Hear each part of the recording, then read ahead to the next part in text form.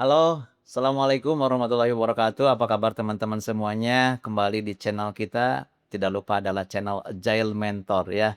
Senang sekali, alhamdulillah kita masih bisa sharing ya dengan teman-teman semuanya, terutama penggemar channel kami yaitu channel Agile Mentor yang pada kesempatan ini kita akan sedikit spill ya beberapa pertemuan yang lalu ya kita sudah membahas terkait dengan apa namanya Smart PLS ya teman-teman ya kita juga sudah mengenal apa yang dinamakan, apa namanya, inner dan outer ya. Jadi, teman-teman semuanya di beberapa episode belakang ya, ke belakang itu kita sudah, sedikit kenyang gitu ya dengan pembahasan apa itu, eee, inner model ya dan apa itu outer model ya.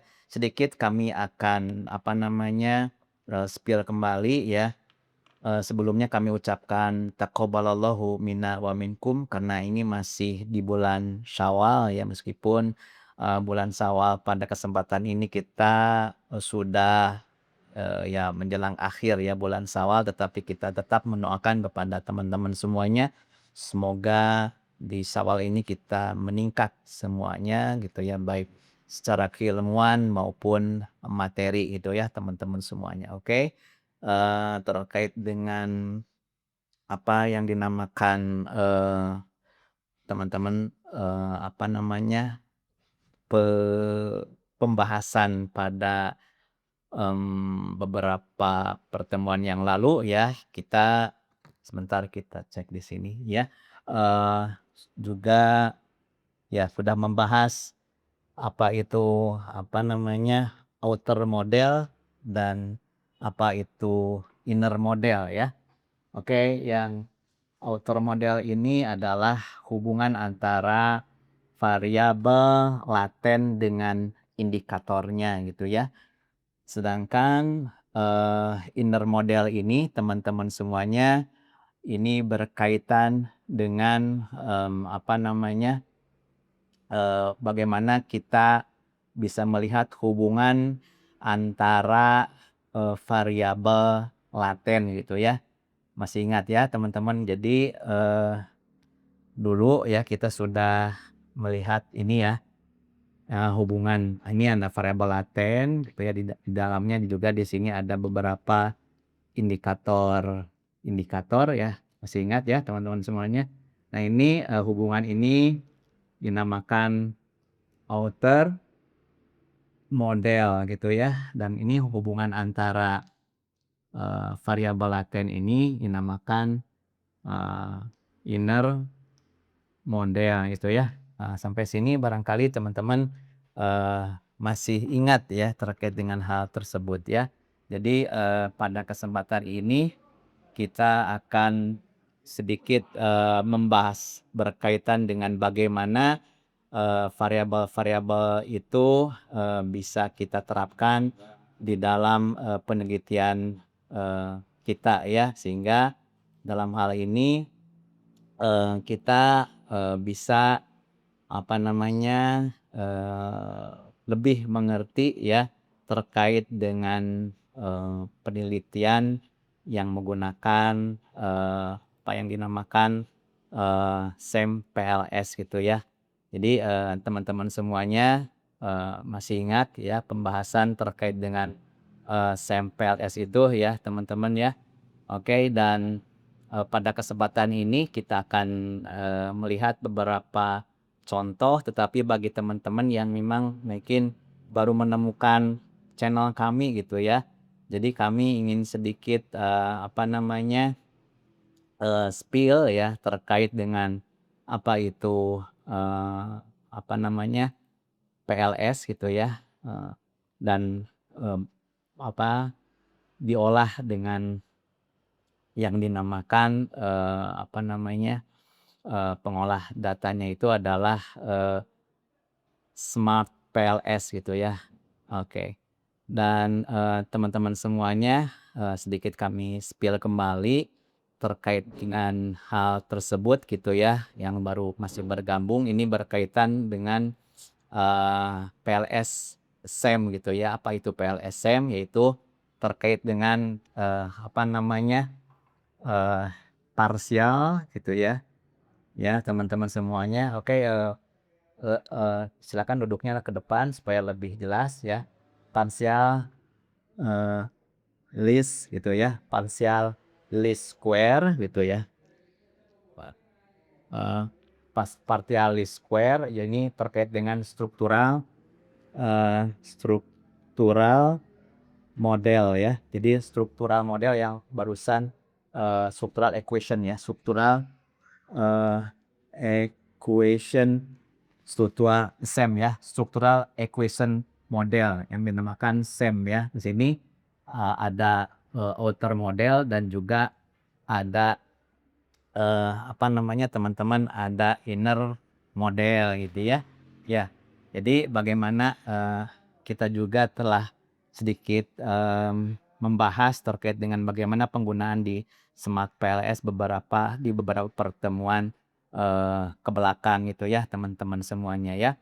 Jadi di sini bahwa dalam hal penelitian ini terkait dengan variabel laten ya, ini ada kita kenal dengan istilahnya analisis faktor gitu ya.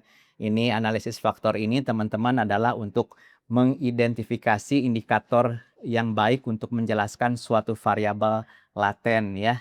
Ini berkaitan dengan unobserved dan observed variabel. Ini berkaitan dengan variabel yang bisa diukur secara langsung dan yang tidak bisa diukur secara langsung, yang dinamakan sebagai apa namanya variabel laten ya. Selanjutnya dikenal dengan adanya regresi berganda gitu ya. Nah, ini untuk mengetahui, jadi di sini ada time horizon dari perkembangan apa namanya penelitian ini, mulai dari analisis faktor gitu ya, untuk mengidentifikasi indikator yang baik untuk menjelaskan suatu variabel laten. Terus selanjutnya ada regresi berganda, yaitu untuk mengetahui pengaruh langsung antar variabel. Ini biasanya berkaitan dengan observed variable ya. Jadi variabel yang bisa secara langsung diobservasi gitu ya. Dan juga yang ada dinamakan sebagai analisis jalur gitu ya. Analisis jalur ini teman-teman adalah untuk mengetahui pengaruh langsung dan tidak langsung gitu ya. Nah, ini yang kita kenal dengan analisis jalur yang kita bahas di dalam apa namanya SEM PLS gitu ya. SEM PLS itu apa? Partial least square ya. Jadi ini terkait dengan structural equation model. Ini untuk mengetahui pengaruh langsung dan tidak langsung, ini berkaitan dengan apa namanya observed variable ya, observed variable. Jadi terkait dengan structural equation modeling ini teman-teman, ini merupakan kombinasi antara analisis faktor, terus juga dengan analisis regresi dan juga analisis jalur yang digunakan untuk menguji hubungan sebab akibat antar variabel yang kompleks ya, baik rekursif gitu ya, hubungan yang searah gitu ya, hubungan yang searah, maupun non rekursif yaitu hubungan timbal balik gitu ya. Gunanya apa? Gunanya adalah untuk mengetahui gambaran mengenai keseluruhan model gitu ya. Nah, jadi yang tadi ini ada variabel laten gitu ya, yang unobserved ya. Kalau variabel laten itu istilah lainnya, dan juga di sini ada indikator. Apakah indikator ini secara formatif ya atau reflektif gitu ya. Kalau formatif itu adalah bagaimana dia bisa menunjang terhadap pembentukan dari variabel gitu ya. Sedangkan reflektif itu yang seperti dari dalam keluar ya, untuk memancarkan bahwa itu betul-betul merefleksikan sifat dari variabel latennya tersebut gitu ya teman-teman semuanya ya. Sampai sini mungkin insya Allah ya jelas ya teman-teman semuanya. Ini terkait dengan perkembangan SEM ini teman-teman semuanya. Ini yang pertama adalah varian BSEM gitu ya, dan juga ada kovarian BSEM gitu ya. Oke, kalau varian BSEM ini ditemukan ada pendekatan PLS approach ini tahun 1975, dan juga apa namanya, Hermann Wald gitu ya, ini tahun 19 cukup lama sekali ya, 1966 ya. Ada juga, perkembangan kemudian, Svante Wald ya, dikembangkan, oleh juga Harald Martens. Nah, ini terkait dengan perkembangannya adalah PLS regression itu tahun 1983. Yang kemudian dikembangkan oleh Simca P ya, ini terkait dengan di unscramble ya. Nah, ini juga ada yang dinamakan covariant Bayes sum ya. Ini ditemukan oleh R. McDonald dan Tenenhaus ya. Ini tahun masih baru ya, relatif baru tahun 1996, dan Tenenhaus ini tahun 2001 gitu ya. Nah, teman-teman semuanya, ini beberapa perbedaan prinsip ya terkait dengan SEM. SEM itu banyak sekali ternyata jenisnya ya, maksudnya bukan hanya satu, ada sedikitnya ya 3 yang kita kenal. Ini ada yang apa namanya, terkait dengan CBSEM gitu ya, komponen BSEM ya, komponen BSEM ini dikenal dengan CBSEM. Ini tujuannya adalah untuk menguji teori atau mengkonfirmasi teori ya. Ini orientasinya terkait dengan parameter ya. Terus ada lagi yang dinamakan PLSM ya, partial least square structural equation model gitu ya. Ini untuk mengembangkan teori atau untuk apa namanya, membangun teori. Ini berorientasi kepada apa namanya, prediksi gitu ya. Nah, di sini pendekatannya pun berbeda ya. Kalau CBSEM itu dengan Amos biasanya ya, ini berdasarkan covariance, sedangkan menggunakan PLSM ini adalah berlandaskan variance gitu ya. Nah, selanjutnya untuk spesifikasi model, ini kalau CBSEM yaitu yang menggunakan Amos itu indikator hanya berbentuk refleksif gitu ya. Sedangkan kalau di PLSM itu indikator bisa berbentuk refleksif maupun formatif ya. Kalau refleksif itu dari variabel atau apa namanya, variabel laten gitu ya, biasanya panahnya dari dalam keluar gitu. Itu yang dinamakan reflektif. Dan kalau formatif itu panahnya adalah dari luar ke dalam gitu ya. Nah, sementara kalau misalkan di Amos gitu ya, kalau model struktural ini, model dapat berbentuk rekursif dan non rekursif ya, dengan tingkat kompleksitas kecil sampai menengah. Sementara di PLSM, model dengan kompleksitas besar dengan banyak konstruk dan banyak indikator. Ya, model hanya rekursif gitu ya. Nah, kalau karakteristik data dan algoritmanya sendiri, kalau di CBSEM itu menyarankan jumlah sampel yang besar dan asumsi multivariat normality terpenuhi ya. Ini berkaitan dengan parametrik ya. Sementara di PLSM ini jumlah sampel dapat kecil dan bisa dilanggar asumsi multivariat normality-nya. Ini berkaitan dengan non parametrik gitu ya, teman-teman semuanya ya. Dan teman-teman semuanya, ini yang merupakan apa namanya, hal-hal penting yang perlu kita apa namanya, pahami ya. Karena memang dalam hal penelitian ini kita harus bisa mengetahui fungsi dari penelitian tersebut ya. Apakah kita akan menggunakan PLSM atau akan menggunakan yang dinamakan CBSEM gitu ya, teman-teman semuanya. Oke, ini kalau misalkan di SEM PLS ini biasa disebut dengan variance based SEM gitu ya.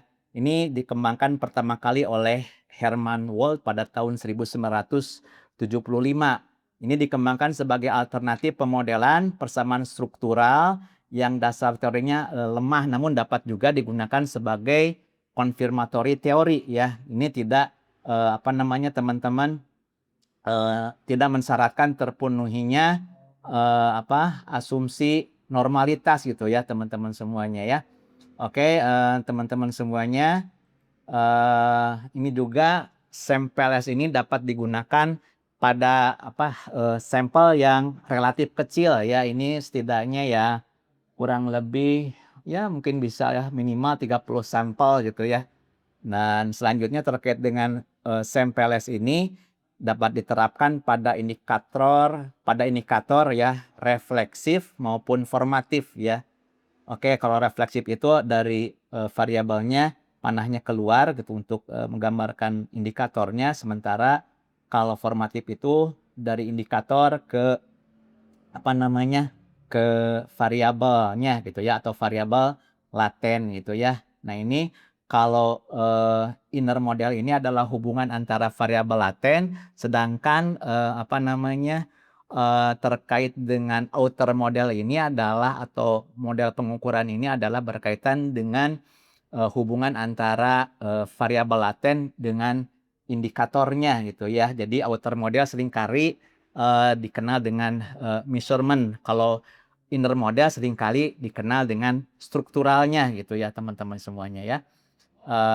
Jadi kalau kaitannya dengan model pengukuran atau outer model ini, hubungan antara indikator dengan variabel latennya gitu ya, outer model. Kalau contohnya misalkan kalau outer model ini, kinerja karyawan ini, hubungannya indikatornya apa saja, misalkan secara reflektif ini berkaitan dengan, kualitas kerja, terus berkaitan dengan kuantitas kerja, terus juga berkaitan dengan ketepatan waktu gitu ya.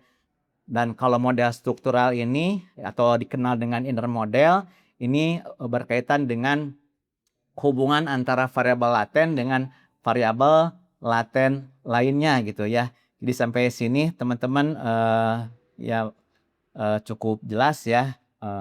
Jadi di sini, teman-teman semuanya, terkait dengan istilah variabel laten, ini berkaitan dengan unobserved variable, ini adalah variabel yang tidak bisa diukur secara langsung ya, melainkan dengan menggunakan indikator ya. Contohnya terkait dengan motivasi gitu kan, ini tidak bisa langsung ya. Kalau misalkan berat badan itu bisa langsung, oh beratnya sekian, terus kalau tinggi badan ya bisa kita kelihatan gitu ya. Nah juga terkait dengan sikap ya, terkait dengan perilaku seseorang gitu ya, dan juga terkait dengan kinerja gitu ya. Nah, sementara yang lain terkait dengan, variabel teramati ini atau observed variable atau variabel, ini kalau indikatornya ini biasanya merupakan pertanyaan-pertanyaan yang menggambarkan variabel tersebut ya. Jadi indikator ini diukur berdasarkan skala, biasanya dengan menggunakan skala Likert gitu ya, atau skala Thurston dari 1 sampai 10 gitu ya. Oke, dan kita nanti minggu berikutnya ya, pertemuan berikutnya kita akan bahas, setelah ini teman-teman menguasai terkait dengan istilah-istilah ini, mari kita nanti pada pertemuan yang akan datang, kita akan membahas, hal-hal yang berkaitan dengan pengolahan data, statistik gitu ya, terkait dengan, SEM gitu ya. Dan ingat ya kalau variabel teramati yaitu dinamakan observed atau variabel manifest gitu ya. Atau bisa disebut indikator. Jadi reflektif itu indikator-indikator yang mencerminkan variabel latennya ya, yang mencerminkan variabel latennya gitu ya. Kalau formatif ya teman-teman semuanya indikator-indikator yang membentuk variabel apa teman-teman, yang membentuk variabel latennya gitu ya. Oke ya. Dan ini memang, perlu kita eee pahami karena nanti kita juga akan, berlatih ya, sebelum nanti juga kita akan membahas tentang Amos ya, kita juga setidaknya bisa, latihan terkait dengan,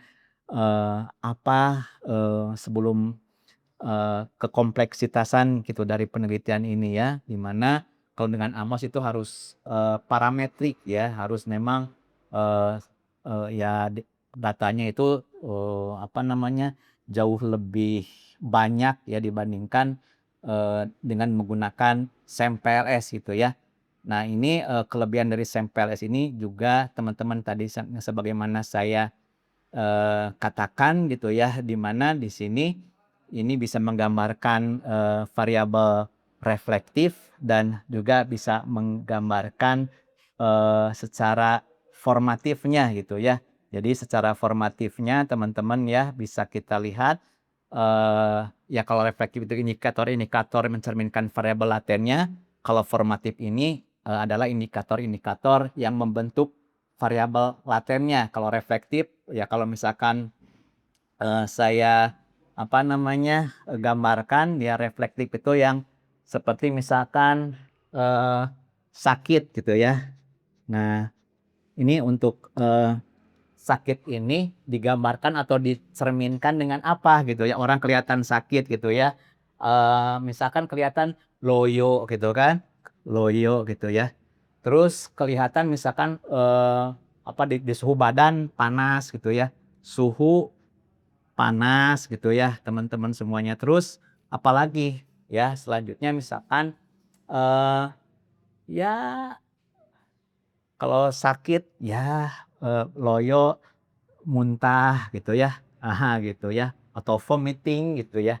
Nah terus juga di contoh yang lain terkait dengan kepuasan kerja, ya dia itu puas atau tidak lihat dari luarnya saja gitu ya, kelihatan dia riang gitu ya. Terus yang kedua, kelihatan dia senyum gitu ya, dan selanjutnya kelihatan, semangat gitu ya.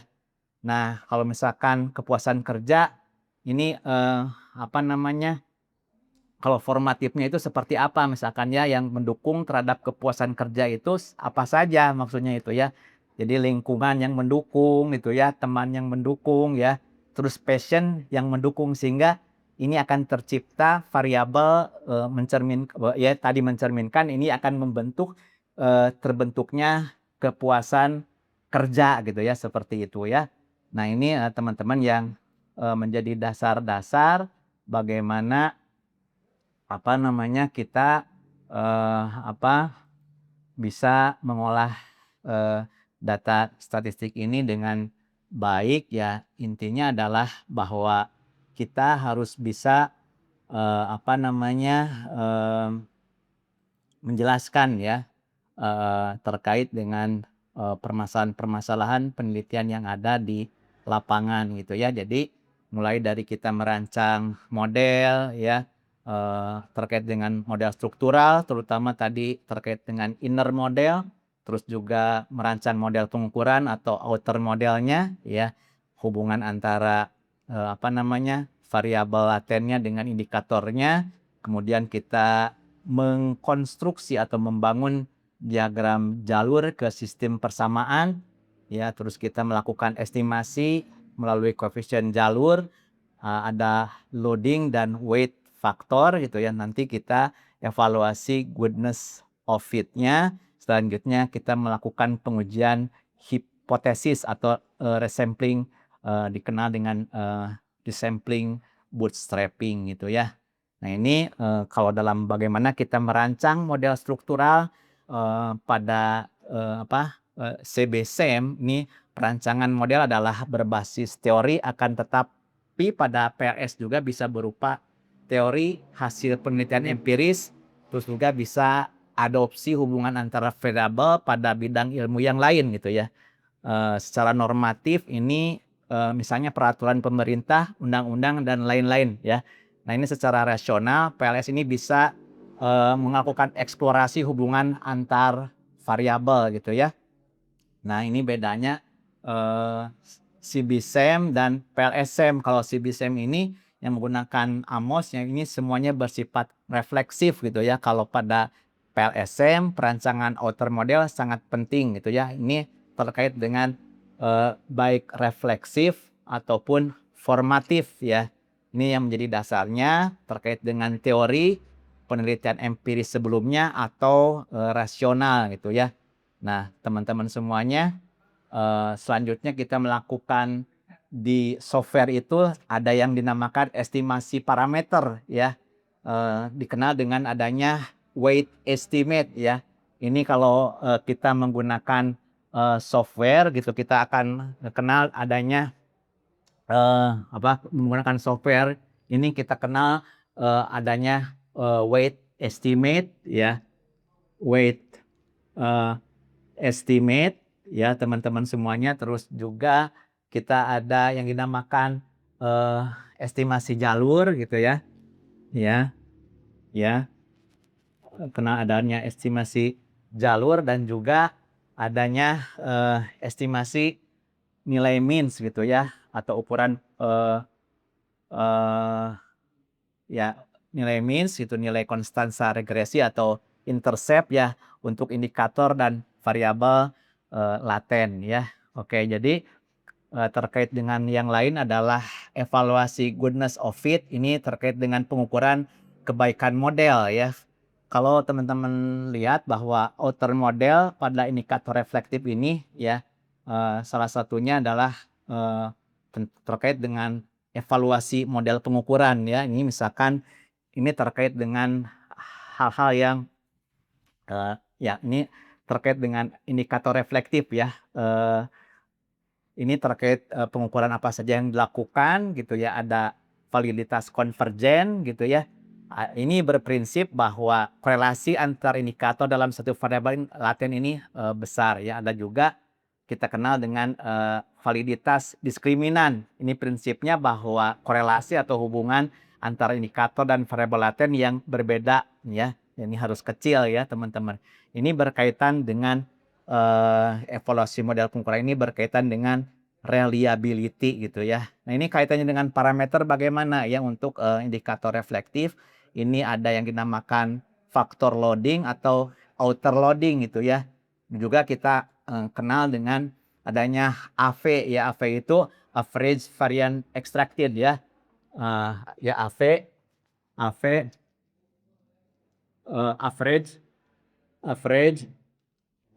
variance ya reflected gitu ya teman-teman semuanya ya. Ini juga kita lakukan suatu evaluasi, terus juga ada kriteria ya kalau ini digunakan pada indikator reflektif, adanya kriteria corner Larker ya.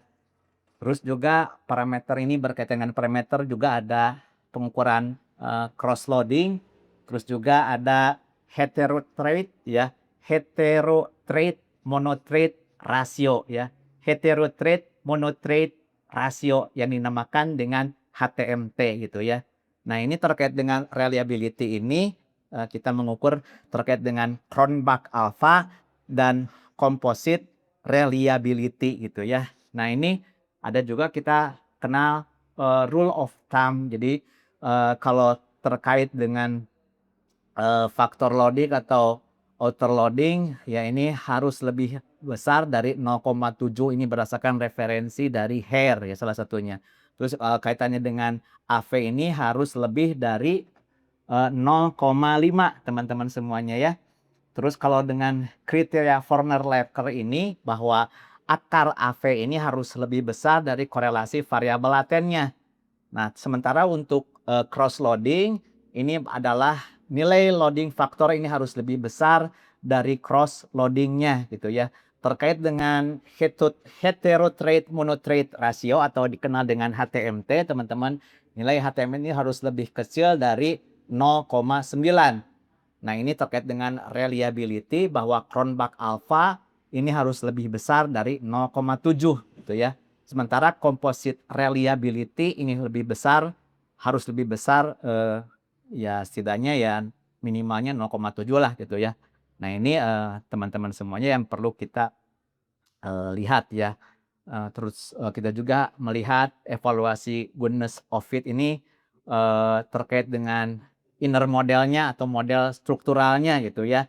Ini ada beberapa kriteria setidaknya ya 2 kriteria misalkan ini terkait dengan R square ya. Ini R kuadrat maksudnya ini R kuadrat terkait dengan variabel laten endogen gitu ya.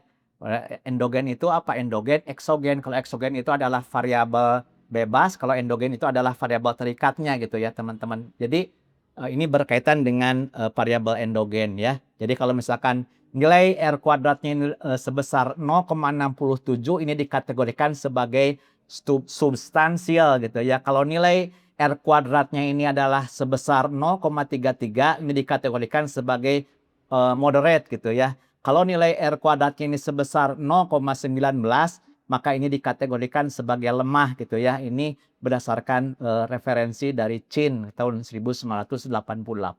Kalau misalkan nilai R square-nya ini lebih besar dari 0,7, ini dikategorikan sebagai kuat gitu ya. Nah, ini referensi prediksi atau dikenal dengan Q square ya, Q square ya, Q square. Nilai Q square ini digunakan untuk melihat pengaruh relatif model struktural terhadap pengukuran observasi untuk variabel endogen gitu ya. Nah, ini teman-teman semuanya, sebelum kita perkuat dulu teorinya ya. Nanti minggu depan kita akan praktek di Smart PLS melalui beberapa studi kasus yang akan kita praktekkan ya. Terima kasih atas perhatian teman-teman semuanya yang masih setia di channel kami, di channel Agile Mentor. Terima kasih. Oke, yang bagi teman-teman bisa mereferensikan channel ini ya. Nanti kita akan melakukan beberapa update-update terkait dengan pembahasan statistik ini ya. Terima kasih. Assalamualaikum warahmatullahi wabarakatuh. Sukses semuanya.